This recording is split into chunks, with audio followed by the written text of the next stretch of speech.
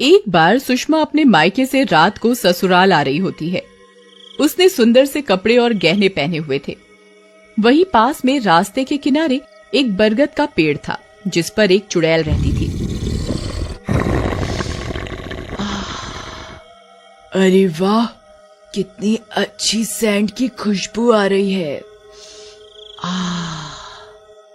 इस समय कौन आया होगा इस रास्ते पर? जो भी है, चलो एक बार चलकर देखा तो जाए। अगर खुशबू इतनी अच्छी है तो इंसान कितना अच्छा होगा। क्या पता अच्छा शिकार हाथ लग जाए। चुड़ैल पेड़ से उतरकर वहीं छुपकर खड़ी हो जाती है। सुषमा जैसे ही उसके सामने से गुजरती है, चुड़ैल उस खुशबू की दीवानी हो जाती है।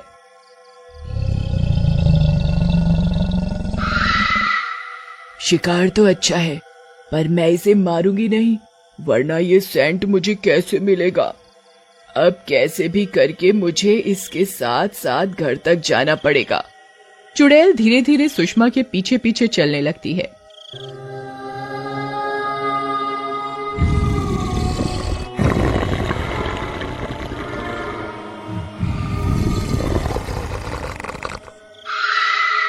ये मुझे ऐसा क्यों लग रहा है जैसे कोई मेरा पीछा कर रहा हो।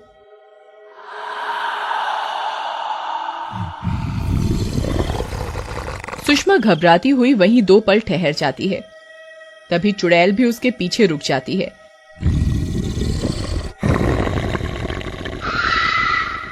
पर सुषमा डर के चलते हुए पीछे पलट कर नहीं देखती। शायद मेरा वहम है, मुझे चलना बंद नहीं करना चाहिए। आई थिंक चल बेटा सुषमा, फटाफट घर पहुंच अपने। बड़ा ट्रक भर के गहने जेवरात पहन के आने थे ना, अब भुगत। सुषमा अब डर के मारे तेज तेज चलने लगती है, तो उसका पीछा करते करते चुड़ैल भी तेज तेज चलने लगती है।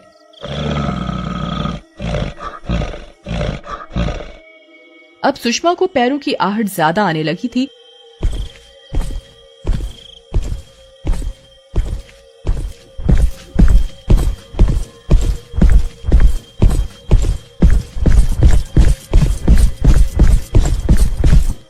तो सुषमा के पसीने छूट रहे होते हैं।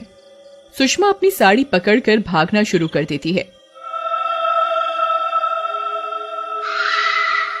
अच्छा बेटा, मुझसे बचने के लिए भाग रही है ना? मैं भी एक नंबर की चुड़ैल हूँ, देखती हूँ कैसे बच के निकलेगी तू। आजा। आगे आगे सुषमा भागती है, पीछे पीछे चुड़ैल भागती है उसके। फिर चुड़ैल को ऐसा लगता है कि कहीं सुषमा डर से मर गई तो उसे वो सेंट कभी नहीं मिल पाएगा। तो उसने एक तरकीब निकाली। अचानक से चुड़ैल एक औरत का रूप लेकर सुषमा के आगे आ जाती है।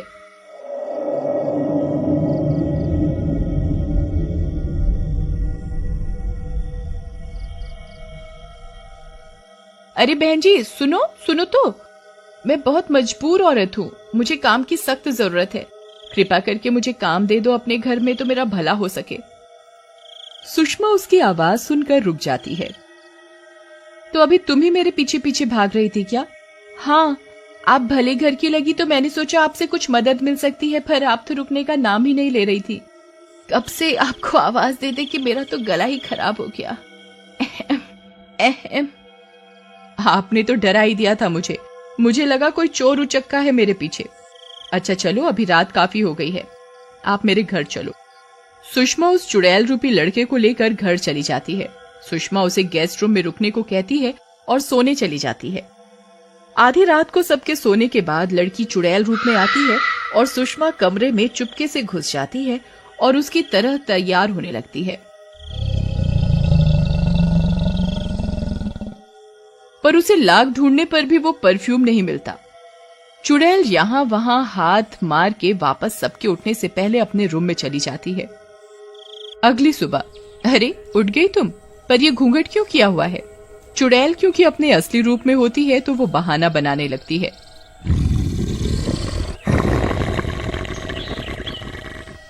वो हमारे यहाँ दिन में ऐसे ही रहा जाता है, इसीलिए।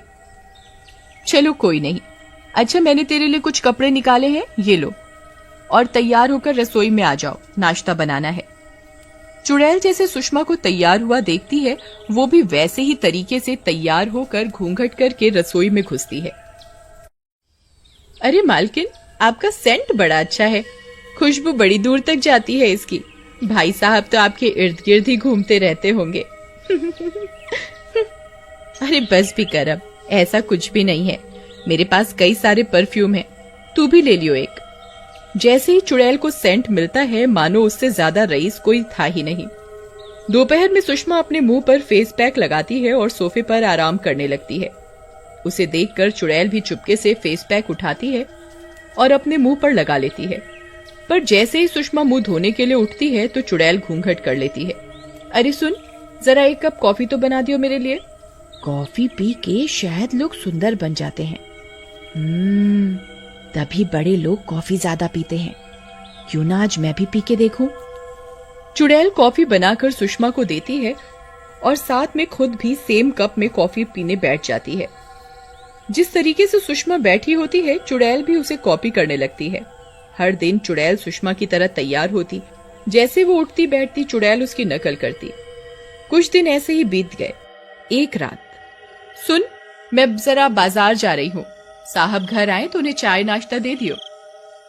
चुड़ैल के पास अब समय ही समय था, वो भी इसी फिराक में कब से थी। आज सही समय है, क्यों ना मैं इस सुषमा के कमरे में जाकर इसके गहने, कपड़े, मेकअप और अपना मनपसंद सेंट ले लेती हूँ। चुड़ैल फटाफट सुषमा के कमरे में घुसकर सारा सामान लेकर अपने कमरे में रख लेती है। कुछ ही देर में सुषमा का पति आ जाता है। चुड़ैल बिल्कुल सुषमा के भेष में तैयार होकर घूंघट करके राम के सामने आती है। राम उसे पहचान नहीं पाता।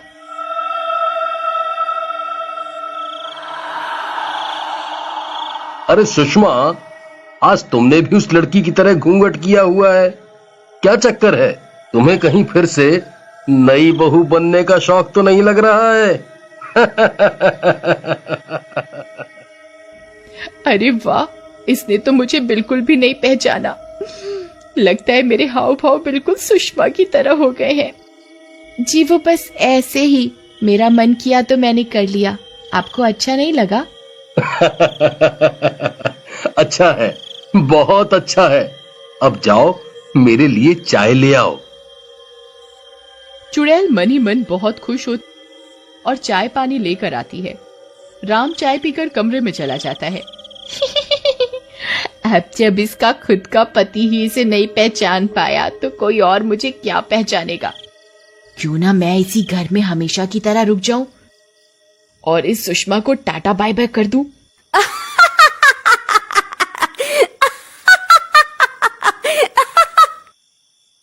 चुड़ैल घर के बाहर कुछ दूर बैठ जाती है, वहीं सुषमा का वेट करने लगती है।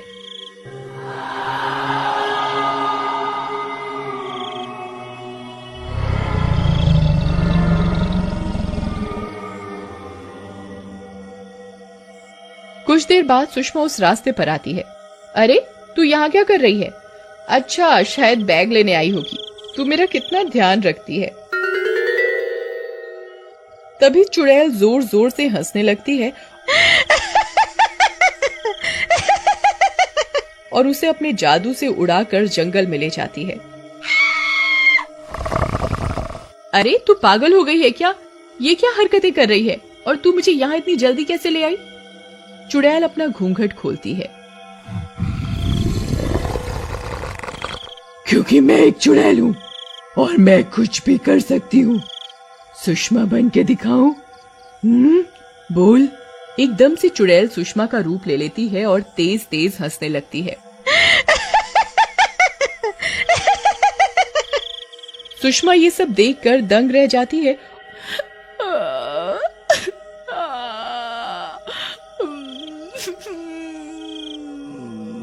और फिर चुड़ैल अगले ही पल फिर से चुड़ैल बन जाती है।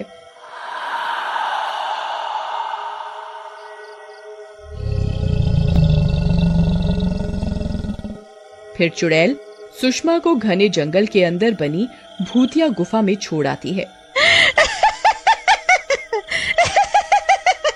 और खुद सुषमा का रूप लेकर उसके घर में बस जाती है।